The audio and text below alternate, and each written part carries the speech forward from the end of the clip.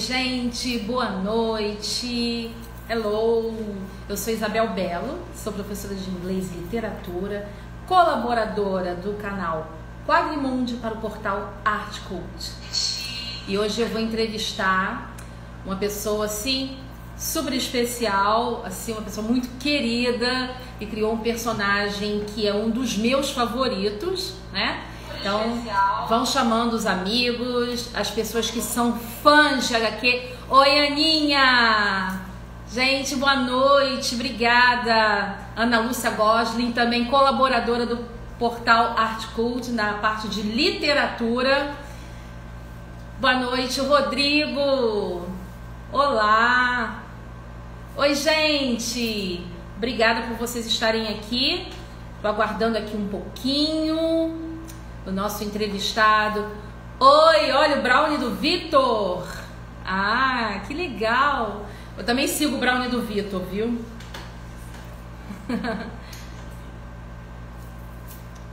Oi, gente, boa noite. Obrigada. Vitor. Aê, boa noite. Boa noite, tudo bem? Tudo bom, Luciano? Tudo ótimo. Prazer conhecer você, finalmente, um prazer falar com o criador de um dos meus personagens favoritos, que é o Obrigado. Doutrinador. Só tá um pouquinho baixo, não sei se... Deixa eu dar uma olhadinha. Eu estou te ouvindo bem. O pessoal está ouvindo aí? Deixa eu... Acho que agora foi. Thank you. Pronto, Luciano. Acho que agora eu consegui te ouvir direitinho. Estava um pouquinho baixo. Calma aí. Bom, Luciano, vamos conversar um pouquinho. Queria que você começasse a contar um pouquinho pra gente a respeito da sua carreira. Como é que foi que começou? Eu sei que você é designer e quadrinista e foi também... Você trabalhou com o pai do Menino Maluquinho, né? Que é uma pessoa assim muito querida pelas crianças e também pelos adultos. Então, como é que foi que você começou? Caramba, é muita coisa, né? Lá atrás, né? Tem 31 anos já. Eu comecei a trabalhar com quadrinhos. Eu tenho um orgulho disso, né? Do meu primeiro emprego ter sido logo com o Ziraldo, cara. Assim, eu acho o Ziraldo, sem brincadeira, gente. Isabel, eu acho o Ziraldo um gênio da raça, entendeu? Ziraldo, eu acho que ele só não teve o mesmo sucesso comercial que o Maurício teve, por causa de posicionamento mesmo, assim, como é que eu vou explicar? De um posicionamento de buscar essa coisa mais comercial, ter uma assessoria de marketing, vamos dizer assim. O Ziraldo é aquele artista, entre aspas, a moda antiga, né? Porque ele se preocupa muito mais com a mensagem mesmo da arte que ele está passando do que, porventura, algum apelo comercial que a sua obra tenha. Mas isso me orgulha muito, porque eu trabalhei com o Ziraldo e a equipe do Ziraldo também na época, né? Era o Elci, Ferretti, só pessoal fera. E eu lá, molequinho, com 16 anos, literalmente um aspira, né? E o pessoal me tratava super bem. E foi uma experiência maravilhosa. Eu fiquei lá há 3 anos, eu acho, porque depois eu fazia a revista do Menino Maluquinho e depois a revista acabou porque eu lembro por causa do Plano Collor, que a editora Abril teve, né, na época, tem mais de 40 anos vai lembrar, Oh. todo o país ficou numa crise tremenda e a revista foi descontinuada pela Abril. Uma pena. Mas enfim, eu recentemente, não recentemente, né, mas há uns 4 anos atrás, eu reencontrei o Ziraldo, já já assim, né, com, com o doutrinador, tendo alguma relevância na rede social e tal, e entreguei uma edição para ele, foi muito bacana a gente se rever. Enfim, é muito gratificante. Eu tenho muito orgulho de ter trabalhado com ele e ter começado nessa, nessa trincheira aí com ele, entendeu? E, enfim, aí logo depois, né, eu acabei indo para trabalhar em agências de publicidade, depois trabalhei em praticamente quase todos os jornais aqui do Rio, jornais grandes, sempre na editoria de arte, porque sempre foi muito difícil, né, viver de quadrinhos no Brasil. Então, a maioria de artistas que eu conheço tem alguma outra atividade, ou são designers, ou são, né, ou trabalham com animação, enfim, para poder fazer o quadrinho que geralmente é uma paixão, fazer o quadrinho como uma segunda atividade e ir buscando seus sonhos, entendeu?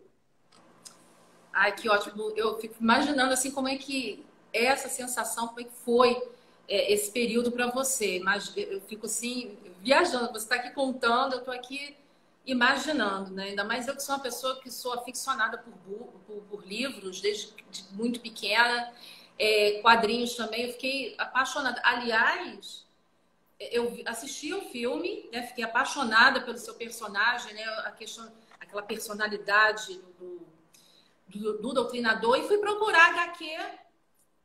Não tem, Luciano? E todo mundo perguntando, gente, cadê? Eu quero comprar, eu também quero comprar, porque eu vi o filme, eu quero ler, né? Eu quero ver como é que é o design, a história no quadrinho, mas eu não encontro.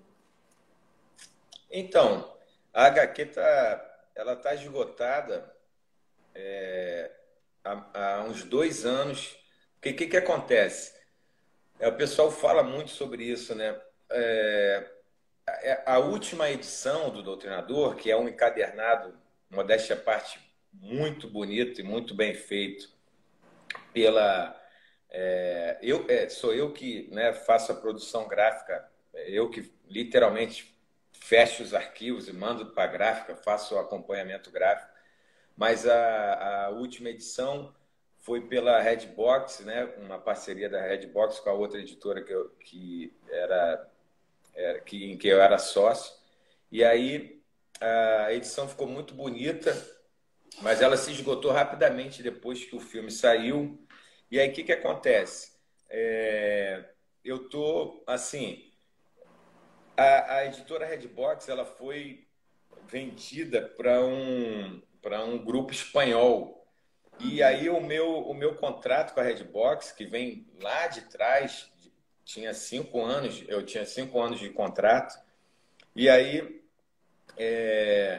ela foi vendida para esse grupo espanhol há um pouco mais de um ano atrás, e eu não conseguia reaver os direitos. Não é reaver, eles não tinham interesse em republicar, né? Não estava nos planos deles, eles tinham outros planos aqui no Brasil, e aí eu não conseguia ter os direitos de volta para poder publicar. Agora, pela Super Prumo, que a gente vai falar daqui a pouco sobre a minha nova editora. Isso, eu já ia te perguntar a respeito da nova editora. Então, mas graças a Deus, esse ano, agora, pouquíssimo tempo atrás, um mês e pouco, talvez, no máximo 2 meses, eu consegui resolver esse problema. E aí os direitos estão comigo novamente para reeditar. Só que o que acontece? Esse material, né, por mais que tenha uma procura grande ainda, graças a Deus, ele envelheceu um pouco, vamos dizer assim, porque tem muita gente procurando, mas ao mesmo tempo faz muito tempo que eu não lanço nada inédito. Já vai fazer 3 anos que não tem uma nova aventura do Doutrinador. Então eu estou focando nesse ano nessa nova aventura, que se Deus quiser der tudo certo, né? Um pouco de contratempo está acontecendo por causa dessa pandemia. A gente vai publicar pela Super Prumo agora, no final de julho ou início de agosto. E logo depois, né, ainda esse ano, já que eu readquiri os direitos novamente, nós vamos reeditar também pela Super Prumo esse encadernado, que foi, né, essa edição de luxo, com as 3 edições juntas, com capa dura, os extras do filme, super, né, modéstia à parte, ficou uma edição super bonita. Nós vamos curiosíssima para ver. Pois é, nós vamos reeditar pela Super Prumo essa edição de luxo. Então, assim, eu achei mais justo apresentar um trabalho novo para quem me segue e quem acompanha o personagem lá desde o início, né? Que tenha um material novo, um material inédito na mão, e depois a gente republica o que já foi feito, e para esse pessoal que, entre aspas, chegou atrasado, né? Maravilha, Luciano. Bom, editora Super Prumo. Conta um pouquinho pra gente como é que começou, como é que surgiu essa ideia da Super Prumo. Deixa eu virar aqui. Agora sim.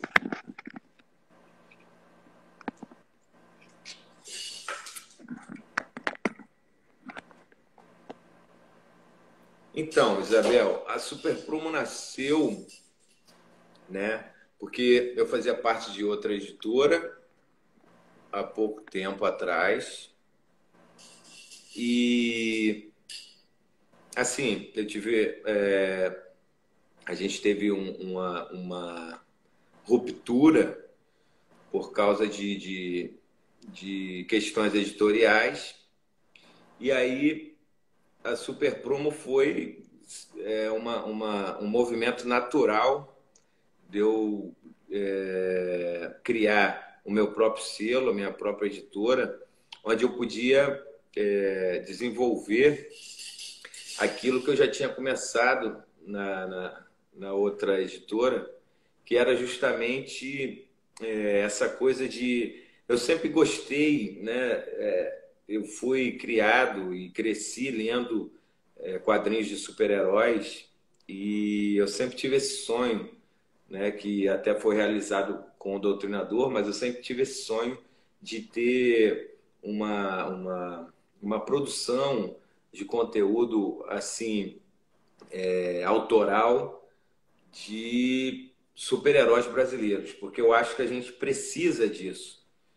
A gente precisa valorizar e ter essa coisa, essa linguagem super-heroística, vamos dizer assim, com a nossa cara, com os nossos valores, com os nossos mitos, com o nosso folclore. Eu sempre tive esse sonho, sempre acho que isso é muito rico e sempre achei que isso é muito possível, sabe? Sim, eu acho a ideia assim fantástica. Eu fiquei bastante assim empolgada com os novos títulos. Inclusive, eu queria perguntar isso para você a respeito desses novos lançamentos relativos à história do nosso país, que remete à nossa cultura, né, ao nosso povo. Tem o Tenente Bravo, João Ramalho, Marajó dos Reis e Graúna, nossa, de Escrava a Coronel. Eu fiquei assim empolgadíssima, né? E eu queria saber um pouquinho mais, né? Não sou eu, mas muita gente. Eu tenho amigos que me perguntaram: você tem mais detalhes? Eu falei: gente, assiste a live, porque o Luciano vai contar um pouquinho. Eu queria muito saber sobre esses personagens. Então, justamente e principalmente esses que você falou, né? A gente já tem 12 personagens, já tem 12 propriedades intelectuais, 12 projetos, mas principalmente esses que você falou, eu gosto muito porque é justamente essa coisa de valorizar a nossa história, E também ressaltar assim, que a gente tem heróis de carne e osso que existiram e que assim não são literalmente esquecidos, ninguém fala e sabe, a gente precisava dar vida, dar corpo a essas epopeias. Na verdade, são Resgatar isso, né? resgatar isso, porque se você for ver todas essas histórias que você falou, se a gente tem no Brasil uma outra, né? Infelizmente, claro, cada país tem a sua história, mas esses personagens, eu não tenho dúvida nenhuma que se tivessem nascido e vivido nos Estados Unidos, todas essas histórias que você mencionou, com certeza já teriam virado filme.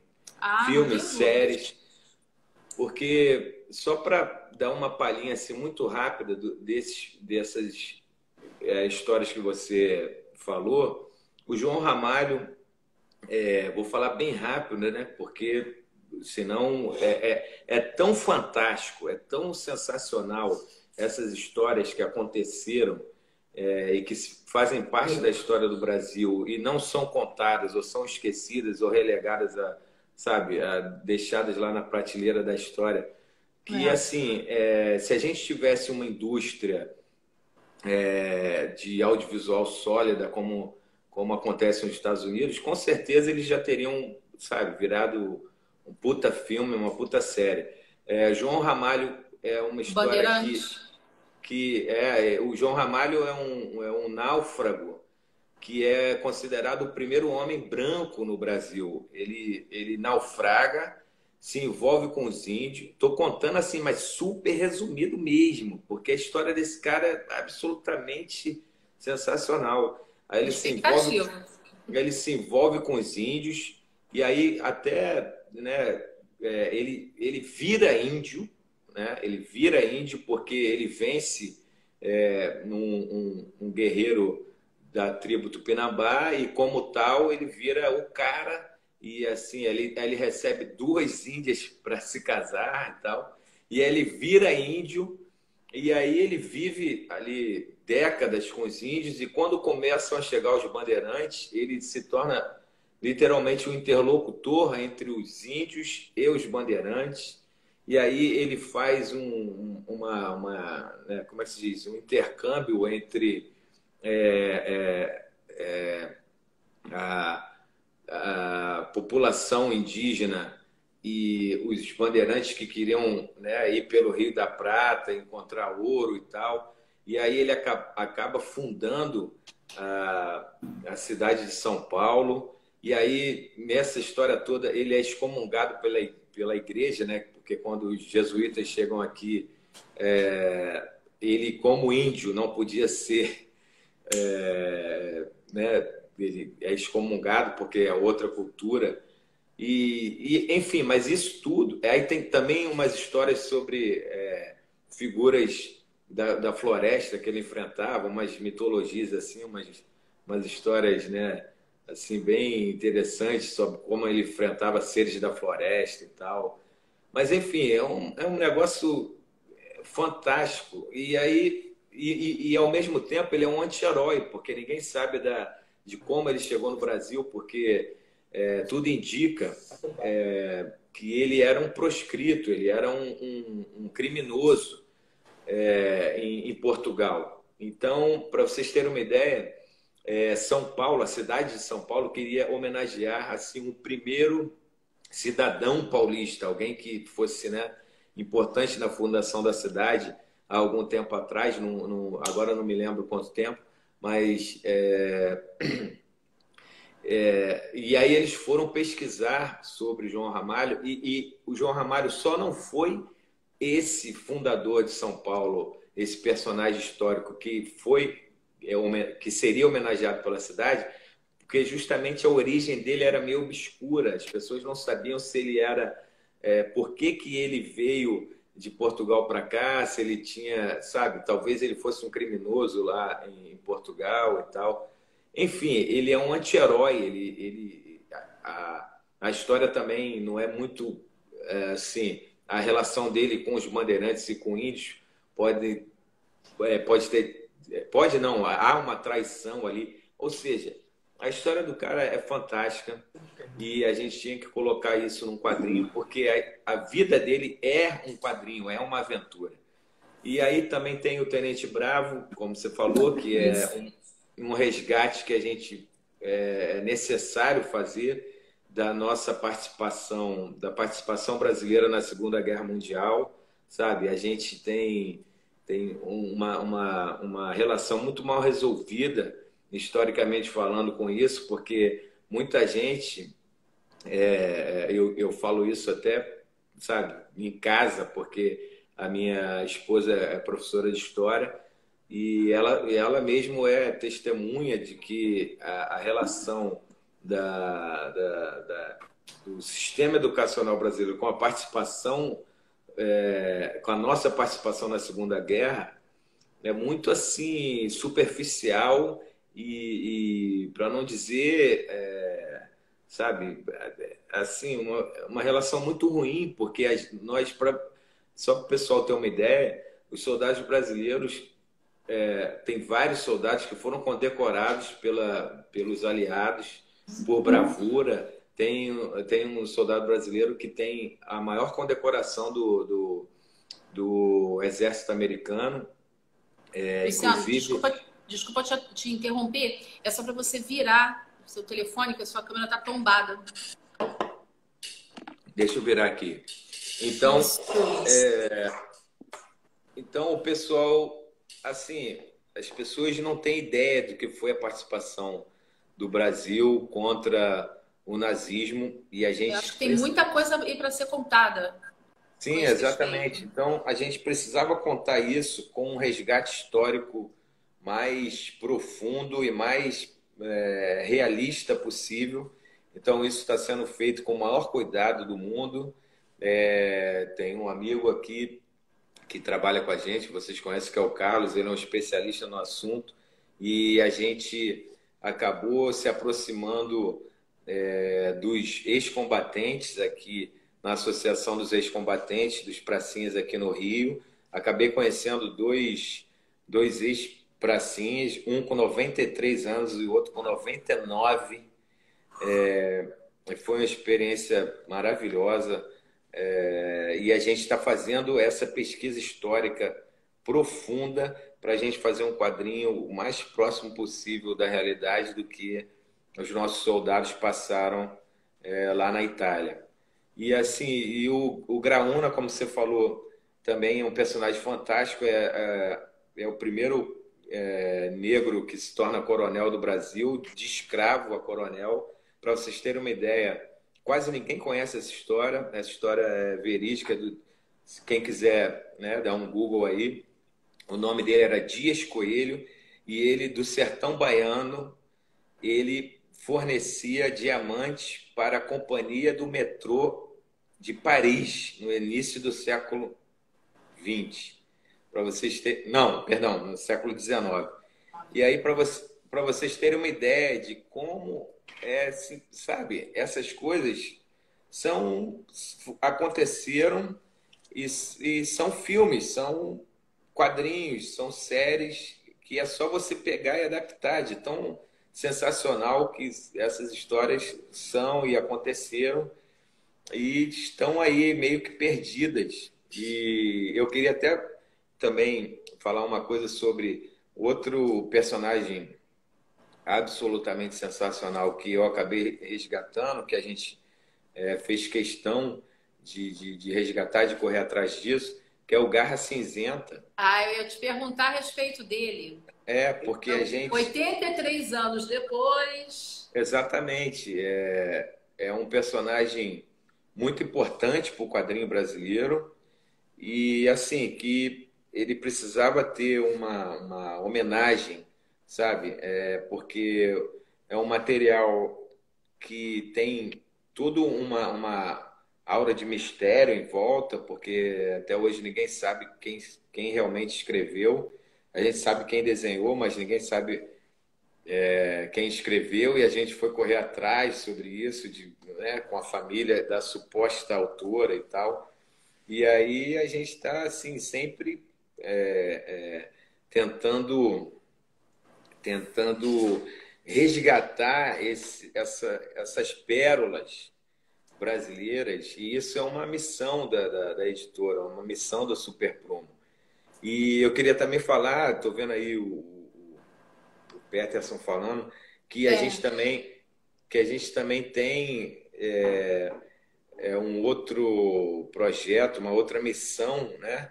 Que é relativa à obra maravilhosa de Monteiro Lobato e que foi uma das obras que a gente divulgou que tiveram mais engajamento, mais apoio, mais, sabe, mais hype do pessoal, que foi em relação ao Sítio do Pica-Pau Amarelo, que é uma releitura do Peterson Painho, um parceiro que nos procurou e a gente, sabe, é um outro projeto que esse não é de minha autoria, mas esse também é uma das missões, né, da Super Pluma, é isso, a gente se engajar e a gente comprar a ideia de histórias e de personagens, de tramas que sejam emblemáticas, que sejam principalmente também, né, que sejam comerciais. A gente também tem sempre esse olhar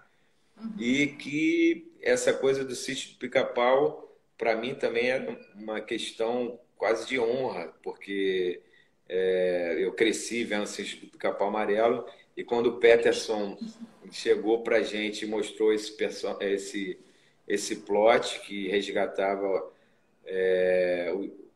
a aura do sítio, né?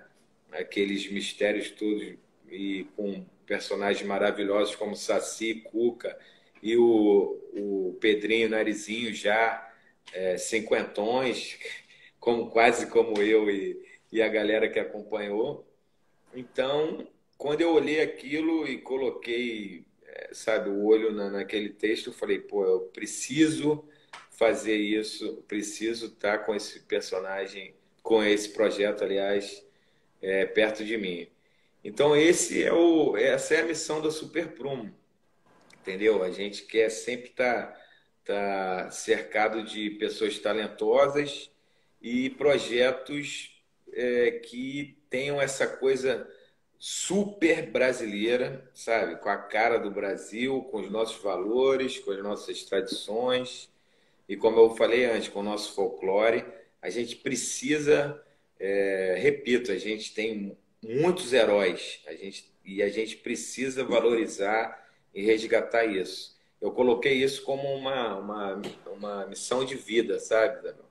Eu preciso resgatar essas coisas por causa que meus filhos precisam, por exemplo, como eu coloco, né, isso sempre, né, tô sempre injetando essas coisas para os meus filhos. Eu tenho um casal de filhos, né, de 6 e 4 anos. Aí eles me perguntaram um dia, pô, papai, eu queria um, um boneco do Saci.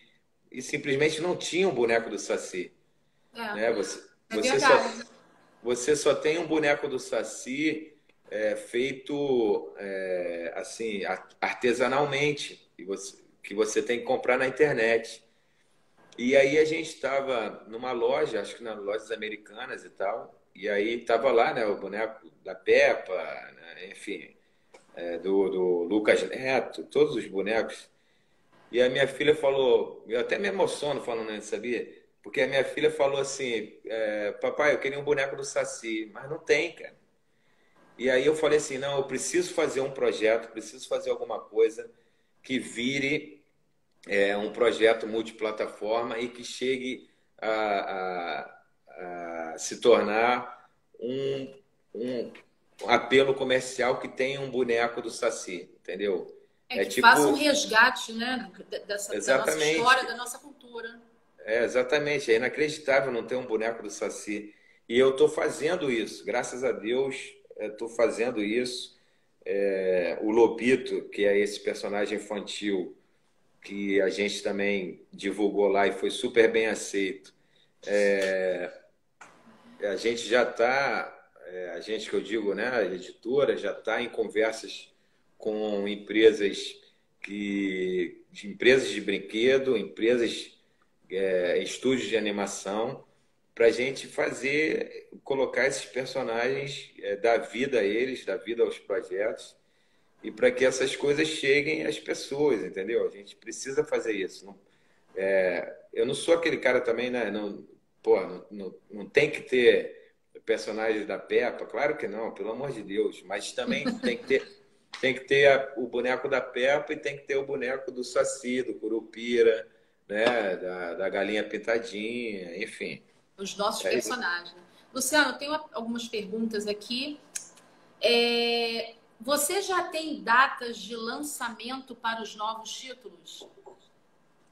Então, a gente não tem uma data certa, né, uma data específica, porque todo o nosso cronograma, o nosso planejamento foi afetado pela A pandemia. pandemia. A gente literalmente estreou junto com o vírus, cara. Infelizmente, a gente começou em março e veio essa loucura aí toda que a gente está vivendo. Então, assim, tanto os artistas, né, como os nossos parceiros comerciais, as gráficas, tiveram suas rotinas totalmente alteradas. Então, a gente está, né, com alguns problemas em relação a isso. Mas se tudo der certo, o Doutrinador, né, a nova aventura do Doutrinador, a gente já lança no final desse mês, ou mais tardar no início de agosto. Tá, E aí seria a o gente Doutrinador Vírus Vermelho? Exatamente. E aí a gente está correndo, está tentando correr, né, com alguns dos projetos que justamente aquilo que eu falei, a gente divulgou bastante, bastante não, a gente divulgou todos os projetos entre março e abril para justamente a gente ter um feedback das pessoas, para a gente ver a temperatura, né, o termômetro de cada projeto, para que a gente tivesse assim, uma certeza de quais projetos a gente lançar primeiro e focar primeiro.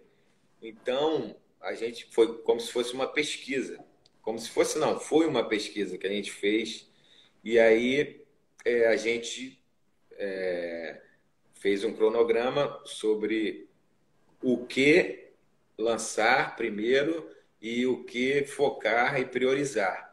Então a gente está priorizando justamente, naturalmente, né, que é o carro-chefe da editora, o Doutrinador, e depois a gente quer lançar Tenente Bravo, Requiem para a Dona Benta, o Lobito, e também, para nossa surpresa, um projeto que a gente lançou até por último, mas teve uma resposta excepcional, que foi Tony, o Homem-Gol, que é em relação àquele personagem de futebol. Não sei se você chegou a ver. Não, esse não. Então, é um outro sonho meu, que eu adoro futebol. Inclusive, daqui a pouco vou ver o Fla-Flu, que eu sou tricolor. A chance do Fluminense vencer o Flamengo é remotíssima, mas a gente vai Também estar lá. concordo. Muito remotas. Muito remota, mas a Muito gente vai remotas. vai estar lá torcendo. Mas eu tinha esse sonho, Isabel, de fazer esse personagem de futebol, que é assim, uma paixão do brasileiro, e eu sempre achei que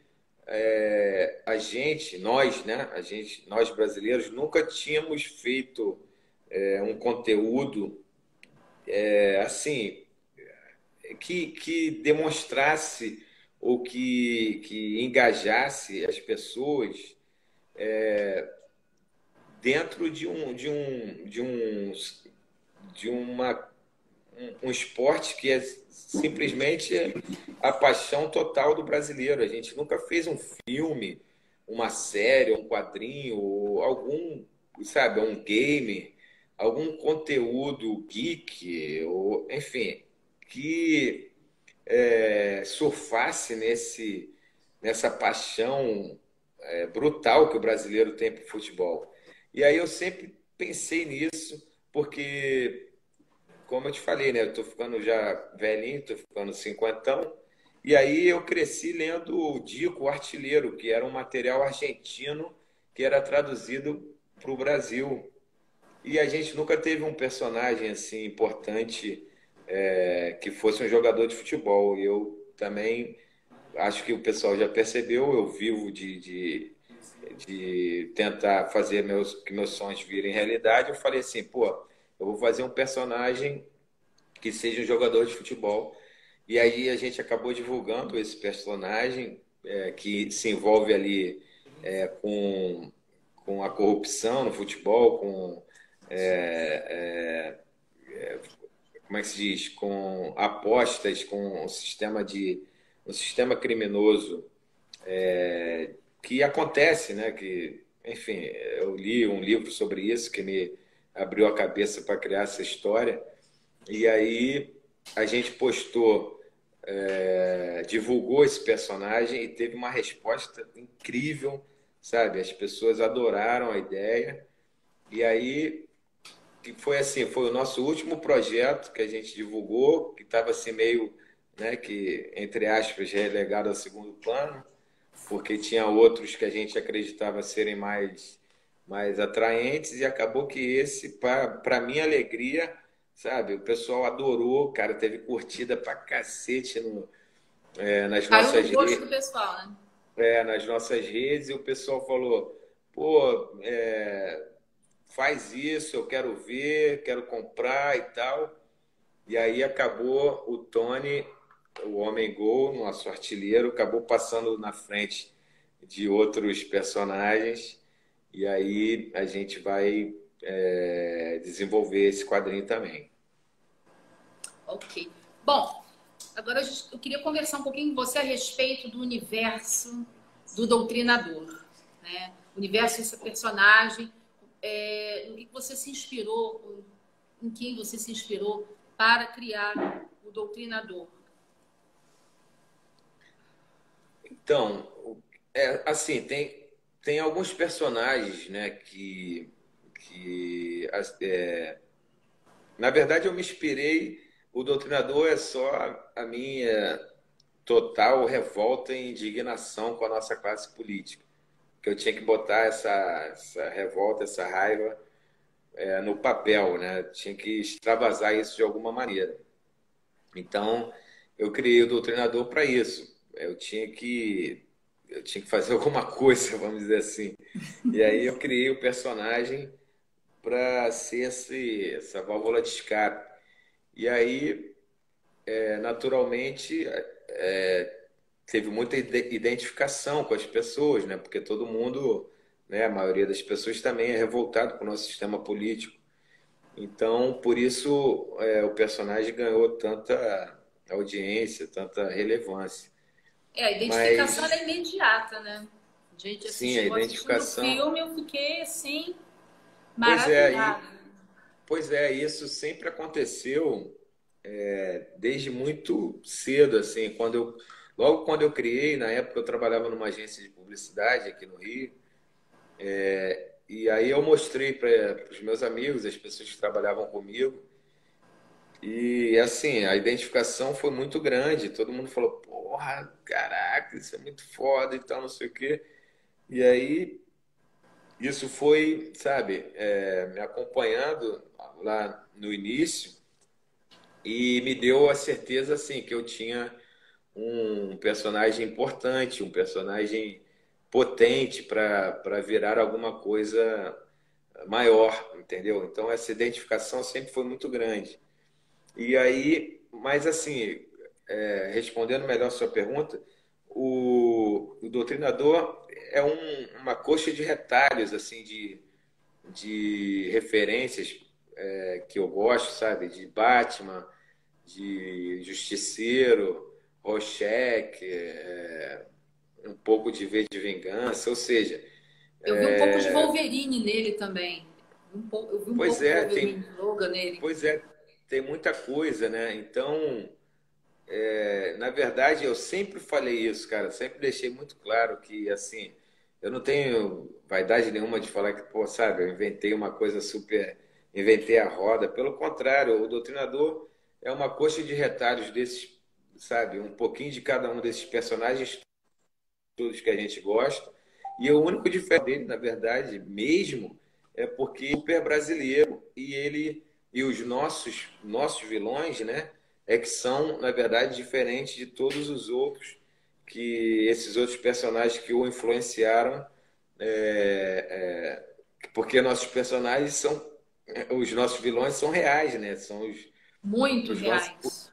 são os nossos políticos corruptos. Então, o diferencial dele é esse. Ele dá voz à nossa revolta. Então, é como se fosse um pouquinho do Punisher ou do Batman, sabe? Correndo atrás de um Renan Calheiros ou, sabe? Uma figura dessa, Eu Jader assisti, Barbalho da vida. inclusive, assistindo ao filme, né, na cena quando Miguel se dirigindo ao estádio com a filhinha, onde ela é baleada. Então, assistindo aquilo ali, a gente se coloca no lugar dele. Então, você pensa, poxa, o sistema tirou tudo dele, né? Então, agora é hora Sim, de punir o sistema. Vamos punir o sistema, sim. sabe? Então, a surra que ele dá no governador, nossa, aquilo ali foi minha catástrofe. Você não tem, olha, eu lembro que houve uma entrevista sua que você fala que não é chegada à violência. Eu acho que a gente sempre pensa, né? A gente tem esse conceito que violência não resolve nada. Mas aquela cena, olha, eu fiquei de pé para ver aquilo. Eu lavei a minha alma naquela cena. Eu vou te dizer que eu lavei a minha alma. Eu bati palmas nesse dia, sabe? Pois Ficou, é. mas que violência. Eu falei, não, gente, aquilo ali foi um banho, sabe? Lavei a alma literalmente naquele dia. Pois é, essa cena todo mundo gosta muito, né? E a gente fez questão como é que se diz? De manter essa cena, porque eu lembro que teve uma época que os produtores, né, do filme e também os apoiadores falaram assim, pô, mas não vai ser violento demais isso, vai até aumentar por causa da cena, vai aumentar a faixa etária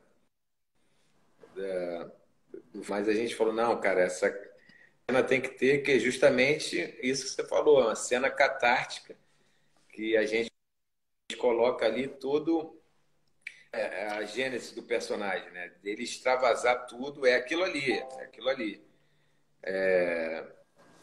De você botar fora e rebentar esse filho. Pode xingar, não? A gente rebentar esses filhos da mãe que a gente tem, sabe? A gente tem raiva. Então é isso. Aquilo ali é o sentimento que me moveu a fazer o personagem. Tá tudo centralizado ali, vamos dizer. Inclusive, eu tenho duas perguntas aqui. Uma, vai ter um segundo filme e o Doutrinador Vírus Vermelho, ele vai ser lançado em outros países? Então, Eu estou vamos. na expectativa do segundo filme. Então, o segundo filme,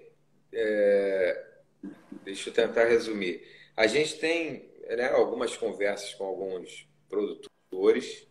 Mas o que acontece? Não sei se o pessoal está acompanhando aí, mas a Ancine, né, o nosso audiovisual, está literalmente parado desde que o Bolsonaro entrou, vários problemas na Ancine, e é muito difícil, na verdade é quase impossível você produzir um filme, principalmente assim um estilo de filme como o do Doutrinador, né, que é caro. Aliás, qualquer filme é caro, qualquer produção audiovisual é caro em qualquer lugar do mundo, né, só do Brasil, só no Brasil, mas é muito difícil fazer um filme sem o apoio da agência, sem o apoio da lei do audiovisual. Então, todas as conversas, né, estão paradas, né, por causa dessa situação, o que é uma pena, né? Mas Exatamente. a gente tem aí algumas conversas. Vamos ver como é que se resolve tudo, né? Torcendo aí para nesse sentido a Secretaria de Cultura e enfim o audiovisual brasileiro dar uma melhorada.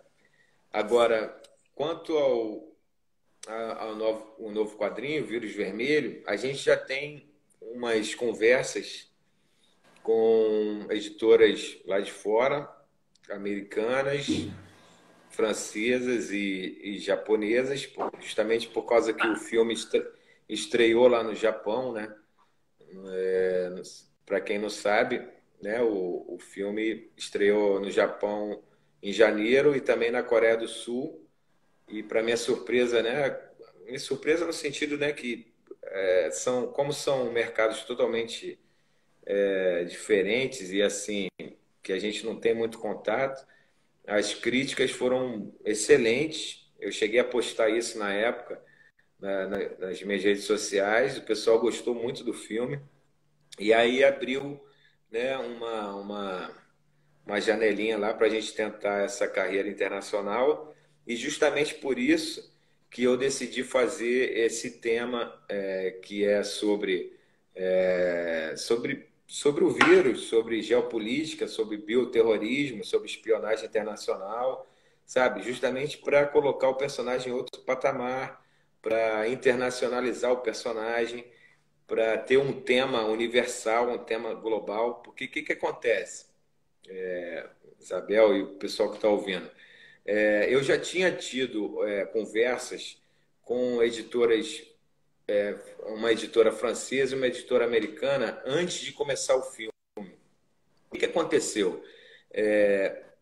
A nossa corrupção, o nosso cenário de corrupção é tão bizarro que eles me pediram, na época, para que eu fizesse mais 10 entre 10 a 12 talvez 15 páginas novas, só para explicar o nosso cenário, para explicar o nosso universo corrupto, o nosso universo de Nossa. corrupção. Porque as pessoas, acho que todo mundo vai entender tranquilamente isso, as pessoas lá fora para ler, elas não iam conseguir entender aquilo ali, entendeu? O nosso cenário de corrupção é muito nosso, é muito particular, É muito peculiar. é muito peculiar, é muito brasileiro. As pessoas na França, o cara sabe, o cara não ia entender. E aí, os Estados Unidos também não. E aí eles me pediram essas páginas. E como na época eu já estava envolvido com. Eu tinha. Estava no filme, porque generosamente a Downtown Filmes e a Paris Filmes, que foram os produtores, me convidaram para participar da sala de roteiro. Eu não pude, eu não ia ter tempo de fazer essas novas páginas e o papo acabou morrendo. Mas aí com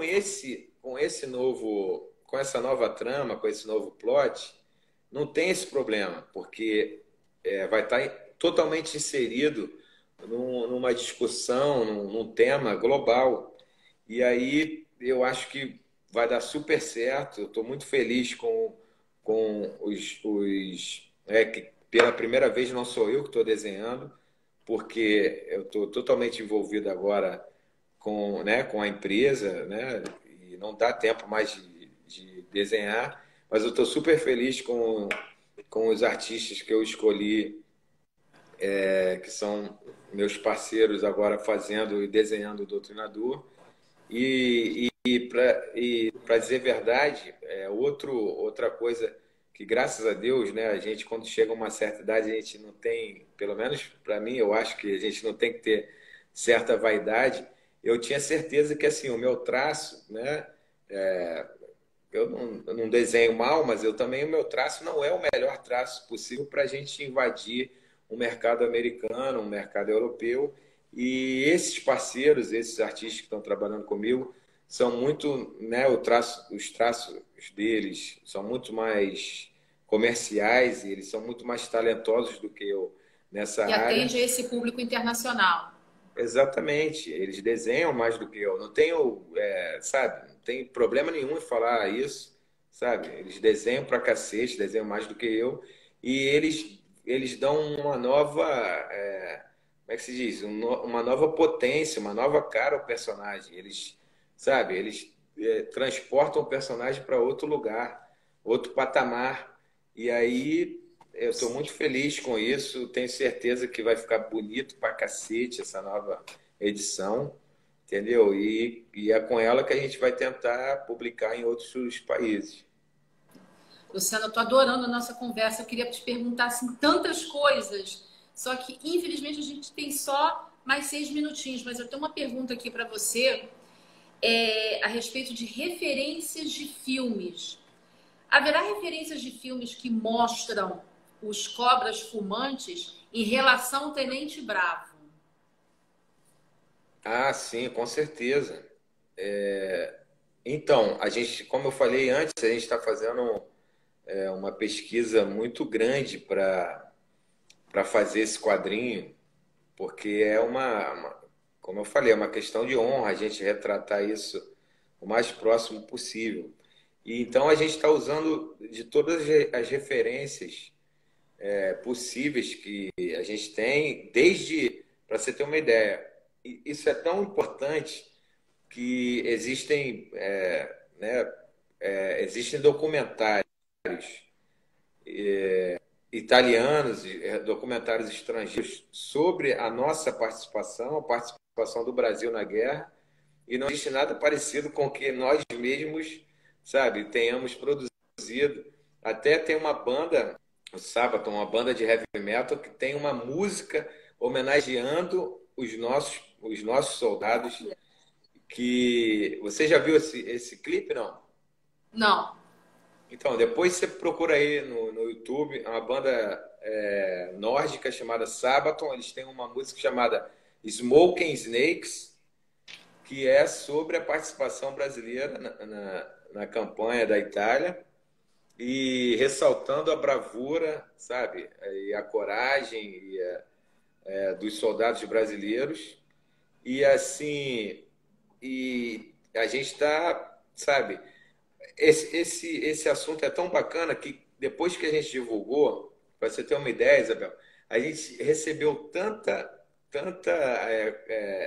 mensagem, comunicação de pessoas que tinham, né, tiveram parentes que participaram da guerra, que foram à guerra e que, né, a maioria, né, o pessoal já morreu, mas que os familiares mantinham lembranças ou objetos, ou enfim, algum material que pudesse ser aproveitado por nós.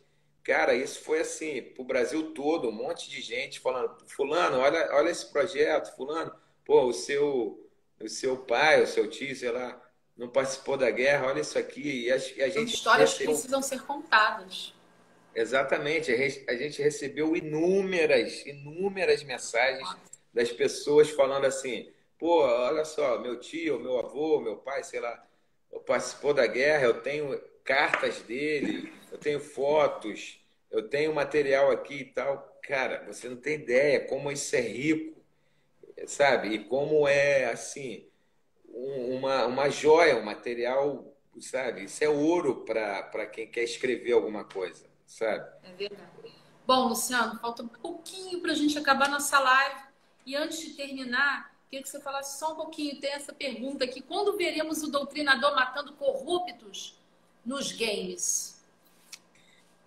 Então, isso é uma coisa um pouco complicada, porque eu já tentei fazer games com alguns parceiros né, que apareceram durante esse processo todo, mas nunca funcionou de forma, né, satisfatória. E assim, game é um projeto, um processo muito caro, né? Não só no Brasil, em qualquer lugar. Então, até hoje, nunca aconteceu de ter, né, um estúdio ou uma empresa que realmente tivesse uma sinergia. Eu acabei fazendo várias, né, multiplataforma, aconteceu já, a gente tem boneco, tem quadrinho, tem filme, tem série, mas o game acabou nunca pintando. Mais Mas complicado. mas como sempre, né? Agora tem animação. Acabei esquecendo de falar sobre animação, mas a gente pode falar depois. Eu acho que todo mundo curtiu muito o teaser que a gente mandou. Foi ótimo. Eu adorei nossa conversa. Tenho certeza que o pessoal também gostou bastante. Luciano, eu quero te agradecer imensamente Pô, eu que por agradeço. você ter estado aqui conosco hoje, falando um pouquinho do universo do Doutrinador, que é minha paixão, dos novos personagens históricos e da Superpro. Eu te desejo todo sucesso. Fico aqui no aguardo das novas edições. Estou de olho, acompanhando lá o Doutrinador Oficial. E muito obrigado. Bom jogo. Valeu. Mas o meu time vai ganhar. Obrigada, Luciano. Boa noite. Valeu. Gente, muito obrigada pela presença de vocês. Muito obrigada pelas Valeu. perguntas. Uma boa noite para todos. Valeu. Obrigado pelo Até a espaço. próxima. Um beijão. Valeu, Luciano. Valeu, galera.